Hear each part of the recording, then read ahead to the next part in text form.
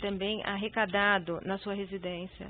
Mas isso já respondeu daí, doutora. Eu vou, já perguntei. Pois não. Ainda em 2010, foram veiculadas notícias de que o Instituto Lula já estava sendo projetado. É uma matéria jornalística que está juntada na inicial da denúncia, de 8/11/2010, portanto, durante o mandato do senhor. A matéria diz o seguinte, eu vou interromper pelo tamanho do áudio, já retomamos.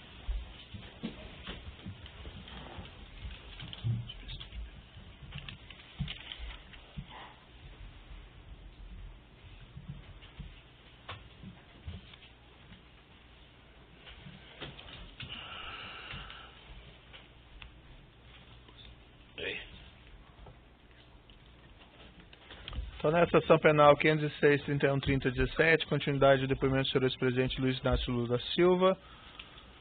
O Ministério Público falava então essa matéria? Eu refiro essa matéria, está na nota de rodapé 386 da denúncia, é uma matéria veiculada no portal UOL, dizendo que já havia um espaço físico reservado para ser a sede do Instituto, localizado perto do Parque do Ibirapuera. O imóvel da Rua Berbeck exatamente fica nesse local, né, Lindeiro, Avenida 23 de Maio, próximo ao Parque do Ibirapuera, e que esse projeto era tocado por um grupo de apoiadores. O senhor ex-presidente saberia explicar como a imprensa já sabia isso em 2010? Tem tanta coisa que a imprensa já sabe que a senhora não sabe, doutora.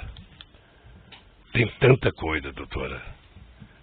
Então, doutora, é o seguinte, a senhora pode abrir um processo contra o jornalista do UOL que escreveu isso, ele pode explicar para a senhora. Pois não. A matéria diz, um prédio de 3 andares, próximo ao Parque do Ibirapuera, em São Paulo, está reservado para ser a sede. A mesma matéria diz, segundo a fonte, Lula e Marisa já visitaram o local. Em princípio, o presidente avaliou que o prédio seria muito grande, já Marisa, que deverá dar a palavra final, gostou do espaço. Essa matéria é uma disfarçatez. Eu visitei o prédio com a dona Marisa em junho de 2011 para dizer que nós não íamos adquirir aquele prédio, que não tinha nenhuma utilidade aquele local para fazer, e que a gente iria pedir o terreno. Certo. Quem marcou essa visita, a que o senhor está fazendo referência, de 26 de julho de 2011? O Paulo Okamoto, presidente do Instituto Lula. Que está vendo já foi referido aqui, já foi esclarecido, por isso eu pediria a Vossa Excelência que observasse as respostas que já foram dadas, a fim de que não haja repetição das perguntas. Pois não. Nas respostas escritas que o senhor ex-presidente prestou nas investigações, evento 1, anexo 273, o senhor ex-presidente disse que não houve nenhum contato com o Grupo Odebrecht e reafirmou isso aqui hoje, com respeito ao imóvel da Rua Doutora Berbeck. Eu gostaria de mostrar ao senhor esses e-mails juntados aos autos, trocados entre Paulo Okamoto, que o senhor disse que era a única pessoa que conhecia, né, com quem o senhor tratou, da questão do terreno, e João Alberto Louveira, empregado da Odebrecht, agendando a visita do dia 26 de julho de 2011 no imóvel. É o evento 1, anexo 248. O senhor quer ver o e-mail? O companheiro Paulo Okamoto já esteve aqui. Deixa eu lhe falar, a senhora não pode ficar perguntando para mim e-mail de João falando com Maria, se eu sou Lula. Não, é porque, como o senhor disse, não, tem algum e-mail para mim? Doutora, tem algum e-mail para mim? Tem algum e-mail para mim, doutora? No imóvel e houve uma troca de mensagens. Doutora, tem algum e-mail para mim? E a pergunta do Ministério Público. Doutora, tem algum e-mail para mim? Esteve nessa, a senhora pode esperar o depoente fazer a resposta. Eu estou respondendo a pergunta, inclusive. É que Vossa Excelência quer... Doutor, vamos aqui. A questão colocada ao senhor é a seguinte, o senhor tinha conhecimento dessas mensagens? Não tinha conhecimento, doutor. Eu só queria que a senhora perguntasse de coisas que foram direcionadas a mim. Certo. Mas aí, veja, senhor ex-presidente, é uma pergunta normal, olha. Teve conhecimento disso ou não teve conhecimento disso? Pronto. Tem necessidade mas, doutor, o senhor sabe com uma coisa repetida muitas vezes. É a oportunidade que o senhor tem de se defender. Então, a pergunta é normal, olha. Tem e-mails do fulano X com fulano Y. O senhor teve conhecimento disso? Não. É que já foi respondida, né, Excelência? O que é anormal é a repetição. Não, essa pergunta não foi. Doutora, mas deixa eu fazer só a pergunta para entender. Não, vamos seguir aqui as indagações. O senhor me permite, por favor? Permito. O senhor ex-presidente permite uma colocação? O que a minha colega estava dizendo é que o senhor, até o presente momento, tem apontado o senhor Paulo Okamoto como sendo a pessoa, o seu interlocutor para esses assuntos. E esses e-mails eram justamente dirigidos ao Paulo Okamoto. Deixa eu... E é só essa questão. Posso corrigir? Não foi apontado como interlocutor. Eu acho que a afirmação de Vossa Excelência não corresponde com o que foi dito pelo depoente. O depoente disse que foi informado da visita pelo senhor Paulo Okamoto. Não usou a palavra interlocutor que foi usada por Vossa Excelência. Mas não era o Paulo Okamoto que... Não, mas deixa eu falar, doutor, é que o Paulo Okamoto é presidente do Instituto Lula. Ele é o presidente. As pessoas não tinham nenhuma obrigação de conversar comigo sobre o Instituto. O Instituto tem uma diretoria. O Instituto tem conselho fiscal. Eu só estou querendo dizer, o Paulo Okamoto era o presidente, não, aliás, é o presidente do Instituto, que tem um conselho, sabe, que tem uma direção, e que, portanto, o Paulo não estava lá me representando. O Paulo estava discutindo as coisas em nome do interesse do Instituto. Quando o Lula morrer, que não existe mais, né? Todo mundo fala que não vai morrer, eu espero demorar muito, ou seja, o Instituto deve continuar, não vão tirar o meu nome porque eu morri. Então, se o Paulo for por dentro, ele vai continuar tratando do Instituto Lula do mesmo jeito. Mas seguimos adiante aí, né? Pois não. Nas respostas escritas que o senhor prestou durante as investigações, anexo 273, evento 1, o senhor ex-presidente disse que o imóvel da Rua Berbeck teria, então, sido oferecido ao Instituto da Cidadania, mas que recusou a aquisição conforme deliberação da diretoria. O item E da resposta desse anexo a que fiz referência. O senhor ex-presidente poderia explicar quando a diretoria se reuniu para deliberar sobre isso? Não sei, querida, não sei. Como ocorreu essa deliberação? Na deliberação, no dia que eu fui lá, pelo menos.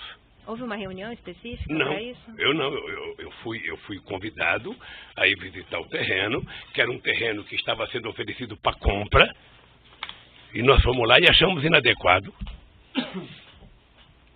E essa deliberação foi formalizada de alguma maneira? Não.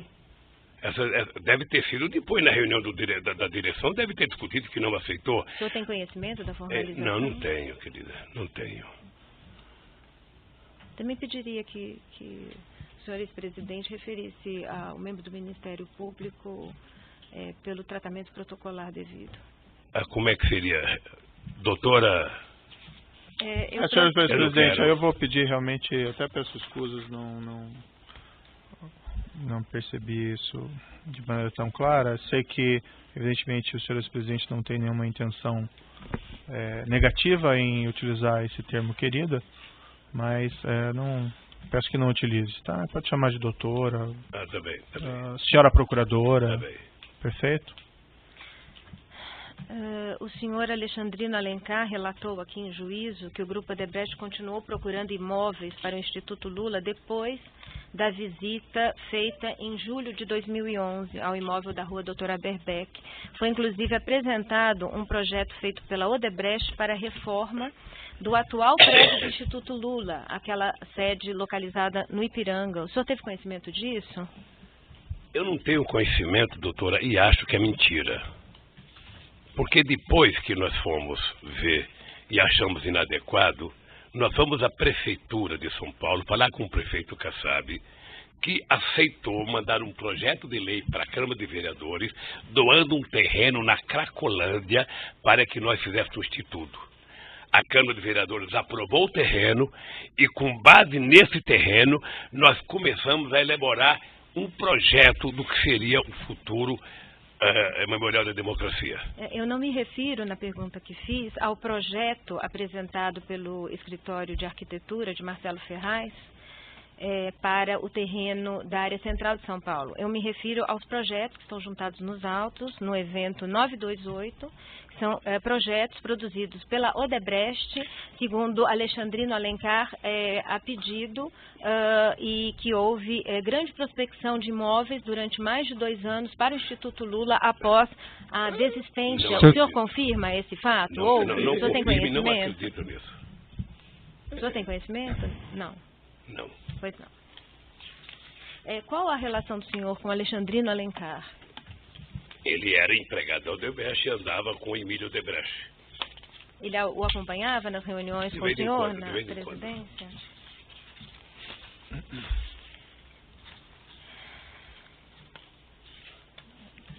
Só um momento, por favor. Claro.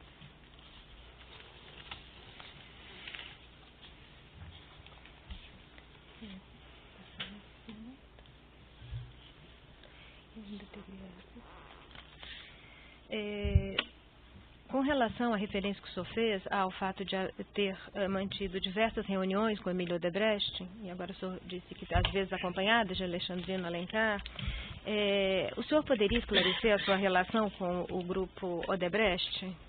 A mesma relação que eu tinha com todo o empresariado brasileiro. Se a doutora se lembrar bem, eu fui o presidente que mais fui ao Ministério Público. Eu fui o presidente que mais reuni empresários de todos os setores desse país. Fui o presidente que mais viajei o mundo. Fui o presidente que mais viajei no país e, portanto, fui o presidente que mais tive contato com empresários. Muitos, mas muitos, com todos.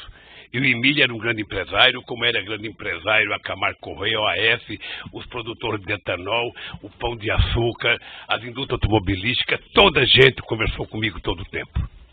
Não tinha preferência a Odebrecht.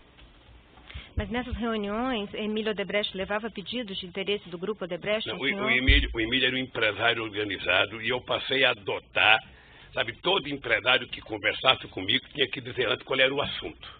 Porque você não pode fazer uma reunião com o empresário e chegar lá, o empresário chegar com uma pauta e você não tem informação. Tá? Então o Emílio levava a pauta do setor, sabe, levava a pauta da BIDIB, levava a pauta do Sindicato da Construção Civil, sabe? E assim levava, o etanol levava a pauta do setor de etanol, a indústria automobilística levava a pauta da indústria automobilística. Levava questões relativas à Petrobras? Relações ao desenvolvimento do Brasil. E a Petrobras era uma empresa que tinha muita importância no desenvolvimento do país. Pois não. Há uma outra audiência, um documento relativo à audiência com o presidente Luiz Inácio. Além daquela que fiz referência anteriormente, é um documento que consta do evento 928, anexo